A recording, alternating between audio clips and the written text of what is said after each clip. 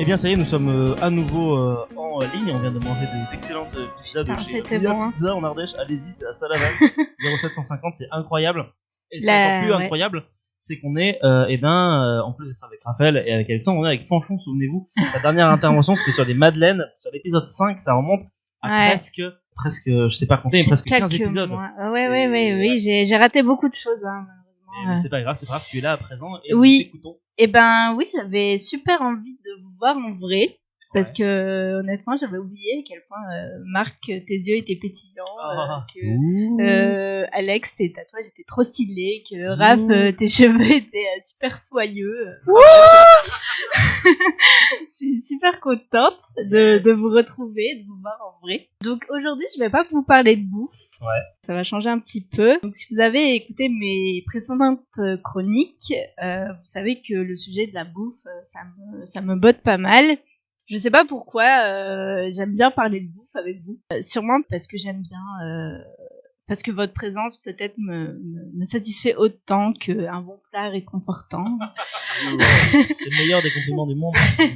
Par exemple, un bon tagine au poulet, un cheeseburger maison avec des potatoes, une bonne mousse au chocolat bien dense, de la glace à la vanille avec des amandes grillées. Non, je t'ai plus. Une tranche de roast beef avec de la mayonnaise. Ah oui, vraiment. Des crêpes au citron et au sucre. Je sais pas si vous connaissez, c'est trop bon. Mais oui, c'est le meilleur combo de crêpes. Je suis assez d'accord. Chronique de Mika sur les crêpes, sur les gaufres, c'était des gaufres. Oui, voire une bonne viande grillée au barbecue. Ou des churros au Nutella. Enfin bref. Il a fait des pancakes quand même. Il a fait une recette de pancakes. Oui, mais il en avait parlé juste après les gaufres. Il dit que sa recette de gaufres marche aussi pour les pancakes. Ouais. Des gaufres au Nutella, ça marche. Ou à la chantilly. Chantilly, c'est très bien. Ouais, ça fond vite, faut la manger vite. Donc voilà, de vous voir vraiment, ça me fait extrêmement plaisir. Où j'en suis? Je me suis perdue dans tous ces bons trucs. Comparé à des délicieux plats. Ouais, c'est ça. Bah oui, non, mais je dis tout ça parce que je voulais que nos nombreux auditeurs sachent que, que je préfère même vous voir que de manger un tagine au poulet et au citron, qui est mon plat préféré. Mon plat préféré. Donc, que tu aurais dû manger ce soir peut-être d'ailleurs. Non, parce que j'avais pas envie de cuisiner ce soir bizarrement, mais j'avais plutôt envie de manger des pizzas avec vous, ce qui est vachement mieux. Bon, Retournons revenons à nos moutons. Putain, côte d'agneau. Côte d'agneau, yes. Côte d'agneau, c'était pas mal aussi. Donc, oui. Aujourd'hui, je vais pas vous parler de bouffe, mais je vais vous parler de voyage. Yes. Donc, il y a quelques mois, je vous parlais de Madeleine, ce gâteau qui fait voyager en enfance. Et ben, aujourd'hui, je fais un bond dans le temps et je vais vous parler de ma jeune vie d'adulte et d'un récent voyage que j'ai fait. Donc, aujourd'hui, je vous emmène en voyage et tout à l'heure, je vous parlais de moutons et c'est pas pour rien. Je sais où tu vas nous Quel emmener. est le pays du mouton? L'Irlande. Oui, bravo. L'Irlande, ce pays tout vert où des petits nuages gambadent sur les prés très verts et bien arrosés. Trop chaude. Avec des gens tout roux, tout gentils et tout. Donc c'est bien l'Irlande. Bravo Marc. Donc l'année dernière, j'ai passé quelques mois là-bas. Et je pourrais vous raconter mille et une choses qui se sont passées là-bas, mais je vais m'attarder sur 2 anecdotes. Une qui m'a touchée en plein cœur, et une autre qui est un peu plus noire, un peu absurde. Je vous laisserai découvrir. Okay. Alors je vais commencer par la première, et je vais commencer par « Il était une fois ». Alors, il était une fois une jeune femme qui s'installe pour quelques mois en Irlande. Là-bas, elle se faisait parfois appeler Camille parce que la plupart des gens n'arrivaient pas à prononcer son prénom en anglais, ce qui peut se comprendre. Elle s'est très vite sentie très heureuse là-bas, sur cette immense île qui paraît être un grand jardin avec plein de gazons bien arrosés, plein de jolies fleurs, des petites bâtisses avec des gens qui boivent un breuvage très sombre et très pétillant. Voilà, donc elle a très vite pris ses aises là-bas.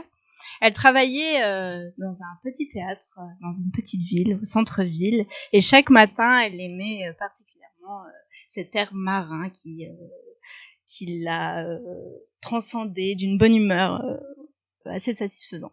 Camille, donc, vivait avec une autre jeune femme qui s'appelait Sarah. Alors physiquement, c'était vraiment les opposés. Le jour et la nuit, un peu. Bah oui, un peu, hein, on peut dire ça, parce que Camille était très pâle, avec des grands cheveux roux, et Sarah avait la peau plutôt dorée, les cheveux très frisés, voilà, et très courts également. Donc D'accord. Physiquement, tous les opposés, mais mentalement, tous les rapprochés. Ah, voilà. C'est beau. Elles avaient toutes les deux une envie irrésistible d'aventure. Donc c'est pourquoi un jour, elles ont décidé d'entamer un périple qu'elles n'oublieront sans doute jamais. Donc c'était au mois de juin 2019, donc il y a un an tout pile.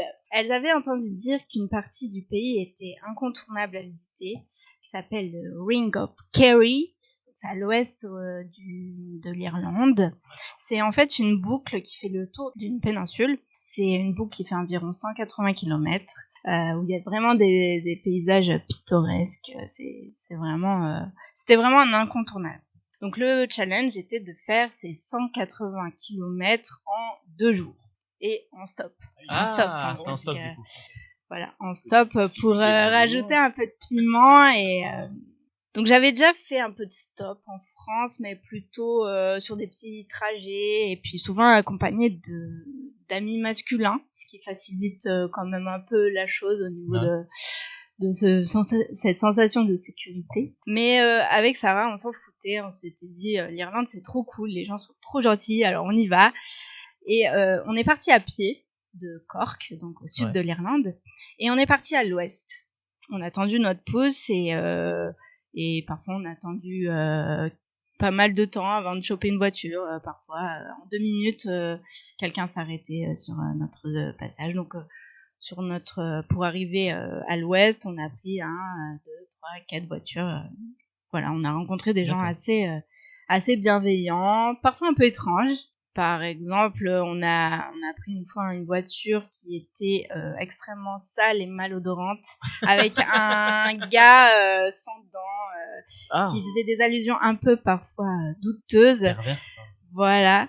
Mais voilà, en globalité, beaucoup de gens bienveillants et surtout de très beaux paysages. D'accord. Des routes tout droites parfois, ou sinon des falaises, des plages de galets, des rivières sous la pluie. Enfin voilà, c'était quand même assez beau. Puis on s'est arrêté dormir. Petit-déj, saucisses, tomates grillées, haricots blancs, jus d'orange. Et puis après on est reparti et puis voilà, on s'est dit bon, on y va, on continue quoi.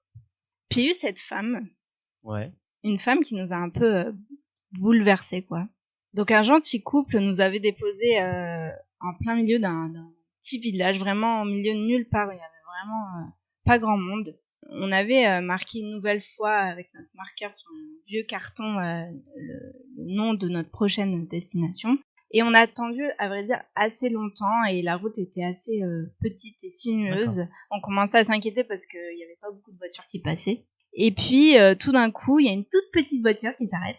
Et donc on était trop contentes et on rentre dans la petite voiture et là on voit une petite mamie, vraiment une mamie. Voilà, on n'avait pas eu du tout ce genre de profil depuis le début de notre voyage, donc on était assez surprises. Elle nous a dit en anglais bien sûr, j'ai pas l'habitude de prendre des inconnus. D'accord. Je vous prends, vous allez où? Donc on lui raconte, etc. Elle fait ok, pas de problème, on y va et tout. Et là on emprunte cette toute petite route sinueuse et c'était juste trop beau. Et la grand-mère était juste adorable en fait. C'était vraiment un moment de douceur en fait. D'accord. Un moment de douceur. Donc elle nous expliquait qu'on était folles quand même, qu'on était des filles, et de traverser le pays comme ça en stop. Enfin, c'était vraiment, elle était vraiment très étonnée. Et pour elle, vraiment, c'était très inhabituel de prendre des gens en stop. D'accord. Du coup, c'était vraiment un moment qui nous a toutes les deux beaucoup touchées, Sarah et moi. Et au moment de s'arrêter à notre point d'arrivée, Sarah lui a demandé, excusez-moi, mais est-ce que je peux vous demander votre prénom? Et elle a dit oui, je m'appelle Angela. Oh. Donc là, c'était vraiment le petit, le nouveau point de douceur et voilà, c'était comme un petit ange en fait qui nous avait transportés dans une partie du pays. Et vraiment, ça, voilà, c'est la partie de notre périple qui nous a le plus touchés. Je crois même que j'ai failli pleurer en fermant la porte de la voiture parce que c'était inédit de voir à quel point cette femme était bienveillante et voilà, que c'était vraiment un moment inédit. Et je me suis dit vraiment cette personne, je l'aurais sans doute jamais rencontrée si j'avais juste continué ma vie et si j'avais pris un hôtel ou j'en sais rien, ou si j'avais pris un bus tour pour visiter cette partie de l'Irlande, quoi. Donc ça, c'était vraiment un truc, voilà, qui était un instant de vie, quoi. Voilà, un instant de vie qui m'a beaucoup touchée et vraiment, c'est un truc qui m'a vachement marqué dans ce voyage, voilà, dans cette aventure, voilà. Je me suis complètement perdue dans mes notes.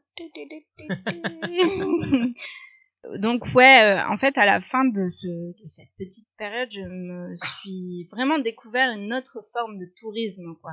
Une autre forme de tourisme qui était plus spontanée, plus proche des gens, voilà, aussi dans l'entraide et dans la gratuité aussi finalement, parce que finalement on voyageait presque sans argent, quoi. Donc si je peux vous donner un conseil, allez-y, partez à l'aventure. Ça fait du bien et c'est chouette, surtout dans un pays comme l'Irlande, vraiment. Voilà. Donc je passe à une autre anecdote. Alors c'est pas du tout le même genre, je vous préviens tout de suite. C'est plus sombre du coup, plus dark.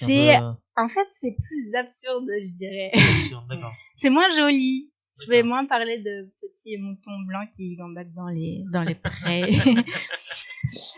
Plutôt des moutons noirs qui gambadent. Ah, des moutons noirs. Le yin et le yang des moutons, peut-être. Voilà, l'allégorie du bien et du mal. Ouais, bah ça pourrait être... Angel and Demon.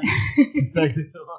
Donc, toujours en Irlande, un jour, je décide de m'inscrire à un club de randonnée. Oh. Je me suis dit, c'est cool, un club de randonnée, parce qu'il faut savoir que j'ai passé une bonne partie de mon séjour en Irlande avec beaucoup d'étrangers et je me sentais pas forcément proche de la population locale, etc.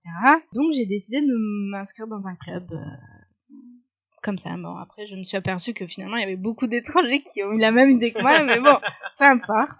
Ce jour-là, on allait dans les cliffs de Moher. Cliff of Moher. Ouais. Donc c'est vraiment des falaises qui sont magnifiques, qui sont assez connues en Irlande, voilà, cette fois-là, on devait faire une randonnée de environ 4 heures, il me semble, c'était quelque chose comme ça. Donc, on devait longer vraiment toutes les falaises de cette partie-là. Donc, dans ce groupe, il y avait quand même majoritairement des Irlandais qui étaient assez expérimentés, assez sportifs, etc. Et il y avait aussi Jean-Marie, qui était un Français, et Istvan qui était un Hongrois. Alors nous on était plus en mode touriste, quoi. On était là, c'est trop beau, l'Irlande c'est trop chouette, je prends plein de photos, puis on était pas mal dans l'échange aussi. Alors Jean-Marie il parlait très bien anglais, c'était un français, il parlait très bien français, mais il avait un accent vraiment très français aussi. et il y avait Istvan qui était hongrois et qui souriait tout le temps, il avait des yeux de chat et puis il était toujours content. Enfin bref, j'aimais bien ce petit trio de personnes dont donc du coup c'est un binôme. Du coup je nous aimais bien, enfin on était un peu dans le même trip, les autres avançaient assez vite devant. Et voilà, nous on était vraiment là un peu derrière à parler, à échanger, à raconter des conneries aussi parfois, enfin bref, c'était à vivre en somme. Oui, à vivre, merci. Mais de rien, je t'en prie. C'est un côté philosophique de comptoir. Putain, je suis encore perdue. Je suis désolé. En fait, je suis à moitié ce que j'ai écrit, c'est un truc de fou. Donc c'était vraiment une rando qui était assez impressionnante parce qu'en fait vous longez vraiment les falaises, donc faut pas trop avoir le vertige, ce qui était pas mon cas. J'avais quand même pas mal le vertige, mais c'était tellement beau que finalement t'y penses presque plus. À un moment on fait une pause. Ce jour-là, je m'étais préparé un pain pita avec du houmous et des crudités à l'intérieur. Donc là, on en revient toujours un peu à la nourriture entre bizarrement. Ça revient toujours un peu. Bizarrement. Alors, j'en avais fait 2, ils étaient un peu trop copieux, alors j'en ai laissé un dans mon sac à dos. Mon sac à dos, C'est un sac à dos orange que j'aime beaucoup. On le voit là tous, on connaît très bien d'ailleurs ce sac à dos. Bah oui, mais... il est orange, il est assez pratique en fait, surtout quand on fait des classes. Il est assez pratique quand on fait des petits périples comme je faisais en Irlande. Donc je l'avais avec moi, donc je mets mon deuxième sandwich dans ce sac à dos. Et nous continuons. Vas-y, continue, on fait pas attention à moi. Et nous continuons notre randonnée, toujours avec de la bonne humeur, etc. Jusqu'au moment où... On a perdu Raphaël, mais c'est pas grave, on va continuer. Jusqu'au moment où donc, pardon? Jusqu'au moment où on aperçoit que le groupe n'est plus là. Vous êtes tout seul. Voilà, on est tout seul en fait. Le groupe était beaucoup trop rapide, trop sportif, pas notre cas. Donc du coup, on les voit plus, mais on se dit tant pis, de toute façon, il y a juste à longer les falaises quoi. C'était vraiment un chemin et c'était pas très compliqué, donc on continue. Et là, on aperçoit un champ. Ouais. Donc vraiment au bord des falaises quoi, avec des chevaux, vraiment des magnifiques chevaux. Il y en avait un blanc et un gris. C'était vraiment trop beau. Donc on était trop contents de s'approcher de cet enclos qui était vraiment au bord des falaises. Ouais. Donc sans venir la chute. On suit le chemin, content de s'approcher de ces animaux. Quand Istvan me dit attention, il y a un grand trou dans le chemin. Donc faites attention, etc. Donc pas de problème, il enjambe le truc, il a des grandes jambes, donc pas de problème. Et moi je m'approche et je vois vraiment qu'il y a 50 mètres de trou, il y a vraiment un trou, et que quand tu regardes en bas, tu vois la mer avec vraiment des vagues qui s'explosent contre la roche, le truc un peu flippant quoi. C'est clairement plus un chemin en fait. Oui, c'est plus un chemin du tout. Donc moi je flippe ma race parce que j'ai le vertige. T'as pas forcément des grandes jambes. J'ai pas des grandes jambes, donc là je me dis bon, ça va se passer. Le trou n'était pas immense, ça faisait peut-être 30 cm, 50 cm. Ouais, ça va quoi. Ouais. Tu peux faut quand même y aller quoi. Ouais, faut quand même y aller, mais voilà, exactement. Donc je me dis bon, je peux enjamber, ça va. Donc pour me rassurer un petit peu, j'appuie mes mains sur le bas-côté. Ouais. Je passe une première jambe. Et là, je lève la tête et je vois le cheval s'approcher de moi. Et donc du coup, je commence un petit peu à flipper parce que je me dis, s'il me donne un coup de tête, je meurs. Donc j'arrête de bouger. Et là, le cheval commence à renifler le sac à dos. C'est évident. Où j'avais conservé mon autre sandwich au houmous. Oui. Donc forcément, vu qu'il était super bon, et je pense qu'il devait sentir super bon aussi, le cheval... ouais, complètement. Le sac. Donc, il commence à s'approcher, à renifler mon sac. Donc moi, je ne bouge pas, j'ai les jambes écartées, il y a le vide entre mes deux jambes, et il commence à me grignoter le sac. Ah. Donc là, je bouge plus, j'ai trop peur. Les autres gars autour de moi commencent à faire des psh, psh, qui servent à rien. Les mecs pas du tout opérationnels, quoi. Donc moi, j'ai juste peur et j'ai vraiment peur de mourir à ce moment-là. Fun. Super, ouais, on est sur une anecdote du fun. Mais il était là, donc ça veut dire que tu aurais sorti. Eh vous allez le savoir à la fin de l'histoire. Ce n'est pas moi, c'est un double. À la base, tu parlais d'une certaine Camille, donc techniquement parlant. Donc ce cheval grignote. Ce cheval grignote mon sac et je ne bouge plus. Jusqu'au moment où il commence à vraiment beaucoup grignoter mon sac. Ouais. Le sac à dos se détache de mon dos. Et là, j'entends un gros... Et là, je vois que je suis un peu libre, quoi. Donc je me dis, bon, vas-y, j'y vais. Je passe l'autre jambe et hop, je suis saine et sauve. Et donc, je me dis, putain, j'ai eu trop peur. Je regarde mon sac, je me dis, il doit être déchiqueté, le truc. Et en fait... Et je vois juste mon sac intact, juste avec plein de baves de cheval irlandais.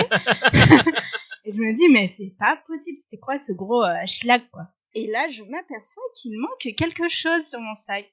J'avais, avant mon voyage, mis une petite étiquette. Donc il y avait un superbe petit morceau de cuir où je pouvais glisser une étiquette avec mon nom, mon adresse, mon numéro de téléphone. Et il s'avère que cette petite étiquette a disparu de mon sac à dos.